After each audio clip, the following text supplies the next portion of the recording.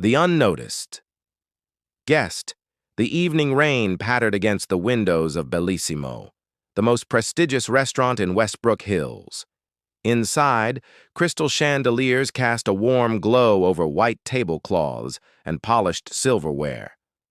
The restaurant hummed, with the gentle clinking of fine china and the murmured conversations of the city's elite. Frederick Harlow paused at the entrance, his weathered hands gripping a simple wooden cane.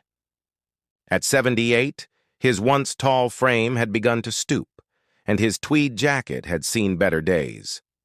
Raindrops clung to his silver hair as he nodded politely to the maitre d', whose welcoming smile faltered at the sight of him. "Good evening," Frederick said softly. "Table for one, please." The maitre d', a man named Julian, hesitated. His eyes darted around the fully booked restaurant. "I'm afraid we're quite busy tonight, sir. Do you have a reservation?" "No, I don't," Frederick admitted. "But I noticed an empty table by the window. Would that be possible?" Julian's mouth tightened. "That table is reserved for our premium members, sir. Perhaps you'd be more comfortable at—" His voice trailed off as he scanned the restaurant for the least visible spot. From behind Julian, a young woman stepped forward. "I can seat this gentleman at table 12, Julian," she said, her voice gentle but firm. "The Morgans just called to cancel." Frederick noticed her immediately. Not for her beauty, though she was indeed lovely with her auburn hair pulled back into a neat bun, but for the kindness in her hazel eyes. "Thank you, Olivia," Julian said stiffly. Very well. Olivia Reed had been working at Bellissimo for just over a year. At 26, she was the newest addition to the wait staff and often received the less desirable stations. But she carried herself with quiet dignity, guiding Frederick to a small table near the back of the restaurant. "Here you are, sir," she said, pulling out his chair. "Would you like to see our menu or perhaps start with something to drink?" Frederick settled into his seat, placing his cane against the table. "Just water for now, please. And perhaps a moment to catch my breath." "Of course." Olivia smiled warmly. As she turned to leave, she noticed a violin callus on his left hand, the distinctive mark of a musician. It intrigued her, but she didn't pry. Across the restaurant, a group of young professionals glanced in Frederick's direction, their whispers carried just far enough. "How did he get in here? Does he even know where he is? Bet he can't afford the breadbasket." Frederick heard them, of course. His hearing may have diminished over the years, but he'd grown accustomed to such remarks. He simply opened the menu and studied it carefully, his eyes lingering on the prices. When Olivia returned with his water, she noticed how the other patrons stared. She positioned herself to block their view, giving Frederick privacy. "Have you decided, sir?" she asked. "The simplest dish you have," he replied. "And please, call me Frederick." "The pasta primavera is lovely," Olivia suggested. "And I'm Olivia." "Olivia?" he repeated, as if testing the sound.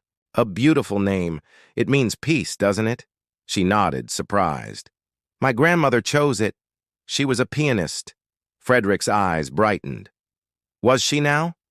I've had some experience with music myself." "I thought so," Olivia said, pointing to his hand. "Violin?" "For many years," he confirmed with a smile. "Music was my first love." As Olivia jotted down his order, she felt a connection to this gentle old man that she couldn't explain. There was something in his eyes, a depth of experience, a quiet wisdom, that made the expensive suits and polished appearances around them seem suddenly shallow.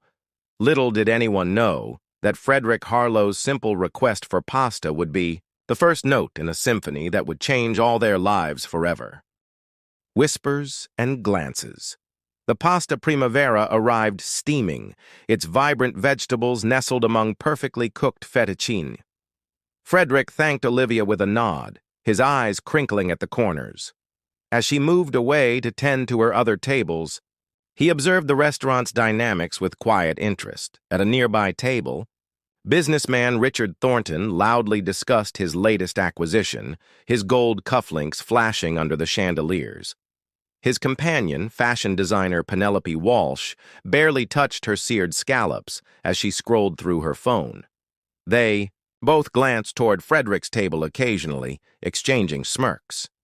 "I hear they're letting just anyone in these days," Richard commented, loudly enough for nearby tables to hear. "Standards aren't what they used to be." Penelope tapped her manicured nails against her wine glass. "Darling, be nice. Perhaps he's someone's gardener?" A titter of laughter spread through the adjacent tables. Frederick calmly took a bite of his pasta, savoring the flavors. In his long life, he had learned that judgment often revealed more about the judge than the judged. Across the room, restaurant owner Vincent Moretti watched with a frown. Known for cultivating an exclusive atmosphere, he approached Julian. "Who seated that man? He's driving away my top-tier clientele." "Olivia did," Julian replied. "Said something about a canceled reservation." Vincent's expression darkened. "Remind her about our clientele standards. We have a reputation to maintain." When Olivia returned to check on Frederick, she noticed his near-empty water glass. As she refilled it, he asked, "Do you enjoy working here, Olivia?" She hesitated, then offered a measured smile. "It pays the bills. My grandfather needs specialized care since his stroke, and lessons for the children I teach on weekends aren't exactly lucrative." "You teach music?" Frederick's interest was genuine. "Piano, primarily. I studied at the conservatory before." She gestured vaguely. "Life happened. My dream was to open a music school for underprivileged children. My grandfather always said music should belong to everyone, not just those who can afford crystal chandeliers." She glanced up, suddenly embarrassed. "I'm sorry, that was unprofessional." "Not at all," Frederick assured her. "Dreams are important, especially those that help others." Their conversation was interrupted by Vincent, who beckoned Olivia to the kitchen. Frederick couldn't hear their exchange, but he saw the subtle drop in Olivia's shoulders, the way her posture stiffened as she nodded to whatever reprimand she received. When she returned, her smile had thinned. "Will there be anything else, sir?" "Actually," Frederick said gently, "I'd love to hear more about your music school idea, if you have a moment." Olivia glanced around cautiously, then slid into the seat opposite him. "It would focus on classical training, but incorporate modern influences. My grandfather, Thomas Reed, was first chair violin with the Philharmonic for 20 years before his stroke. He always said music builds bridges where words cannot." Frederick's eyes widened slightly. "Thomas Reed? I believe I've heard him play. Magnificent interpreter of Dvořák, if I recall." Olivia's face lit up. That was his specialty. He'd be thrilled. Someone remembered. Her voice lowered. "He doesn't play anymore. His hands—" She trailed off, emotion clouding her features. Frederick nodded understandingly. "The body may fail, but the music remains inside us." From across the room, Richard Thornton's boisterous voice carried again. "Look at her, fraternizing with the vagrant. Must be a slow night for tips." Olivia flushed, standing quickly. "I should get back to work." "Of course," Frederick said. "But before you go, what would you call this music school of yours if dreams came true?" Olivia smiled wistfully. "Reed's Harmony House. A place where anyone can learn to make beautiful music regardless of their background or circumstances." As she walked away, Frederick watched her navigate between tables with grace, offering kind words to each patron despite their earlier mockery. He pulled a small notebook from his pocket and jotted something down, his weathered hands moving with surprising dexterity. At the bar, Julian muttered to Vincent, "Why doesn't she just ask him to leave? He's clearly not our usual clientele." "Give it time," Vincent replied, swirling his scotch. Once he sees the check, he'll never return. How wrong they were, and how soon they would discover their error. The symphony of generosity. When Frederick finished his modest meal, he declined dessert, but requested the check. Olivia brought it promptly, placing it face down on the table. "It was a pleasure serving you this evening," she said sincerely. Frederick smiled. "The pleasure was mine. This restaurant is fortunate to have someone with your kindness on staff." As Olivia turned to leave, Richard Thornton's party erupted in raucous laughter, sending a glass crashing to the floor. Olivia rushed over to clean up the mess while Richard continued his conversation, not even acknowledging her presence as she knelt beside his table. Frederick observed this scene with a contemplative expression. He opened the leather check holder, noted the amount, and slipped a black credit card inside. Then, using his cane for support, he stood and made his way to the host stand, where Vincent was reviewing reservation details. "Excuse me," Frederick said politely. "I'd like to speak with you privately." Vincent's brow furrowed, but professional courtesy compelled him to step aside with the elderly man. "Is there a problem with your meal, sir?" "Not at all. The food was excellent, and Miss Reed's service was exceptional." Frederick reached into his jacket and produced a second card. Not a credit card, but a business card in heavy stock with minimal text. "I'd like to make a somewhat unusual request." Vincent's eyes widened as he read the card, recognition dawning on his face. "You're Frederick Harlow? The Frederick Harlow of Harmonia Records?" Frederick nodded modestly. "I am, though I've been retired for some time now. Your company produced some of the most influential classical recordings of the last 50 years, Vincent stammered, his demeanor completely transformed. "I have your Tchaikovsky collection in my office." "How kind of you to say," Frederick replied. "Now, about my request. I'd like to cover all outstanding bills in the restaurant tonight." Vincent blinked rapidly. "All of them? But, sir, we have 37 tables occupied. That would be—" "I'm aware of the approximate amount," Frederick said calmly, "and I'd like to add a gratuity of 30% for each table, 50% for Olivia Reed's tables. Can that be arranged?" Of course, Mr. Harlow." Vincent was visibly flustered. "May I ask why?" Frederick's eyes drifted toward Olivia, who was now helping an elderly couple with their coats.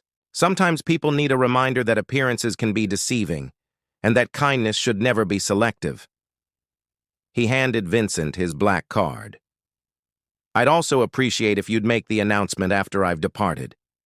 I prefer to avoid fanfare." As Vincent processed the transaction, an amount that would have funded Bellissimo for a week, Frederick wrote something in his small notebook, tore out the page, and folded it carefully. He handed it to Vincent. "Please give this to Miss Reed tomorrow, not tonight." Vincent nodded, still stunned by the turn of events. "It will be done exactly as you wish, Mr. Harlow." Frederick made his way toward the exit, nodding politely to Olivia as he passed. "Thank you again, my dear. Music never leaves us. Remember that." After Frederick had disappeared into the rainy night, Vincent gathered his staff and made the announcement. The restaurant fell silent, then erupted in murmurs of disbelief. Richard Thornton stood abruptly. Frederick Harlow? The music mogul? That was him? Penelope Walsh paled. "I thought he died years ago. Didn't he discover Josephine Winters and Anton Beaumont?" "And founded the Harlow Foundation for Musical Education," Julian added, his earlier disdain replaced with shock. Across the restaurant, patrons who had mocked Frederick now spoke of him with reverent tones, claiming they'd suspected his identity all along. Vincent observed this hypocrisy with newfound clarity, suddenly seeing his prestigious establishment through Frederick's eyes. Only Olivia remained unaware of the full situation, continuing to serve her tables with the same grace she had shown all evening, unaware that her life was about to change forever. Notes of change. The following morning, Olivia arrived at Bellissimo for her lunch shift to find Vincent waiting for her in his office. His usual stern demeanor had softened, and beside him on the desk sat a cream-colored envelope. "Olivia, please. Sit down," he said, gesturing to the chair across from him. "There's something I need to discuss with you."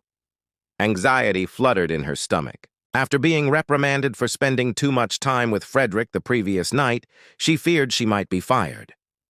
"Is everything all right, Mr. Moretti?" "More than all right," Vincent replied. "Do you remember the elderly gentleman you served last night? Mr. Harlow?" "Of course. He was very kind." Vincent slid the envelope toward her.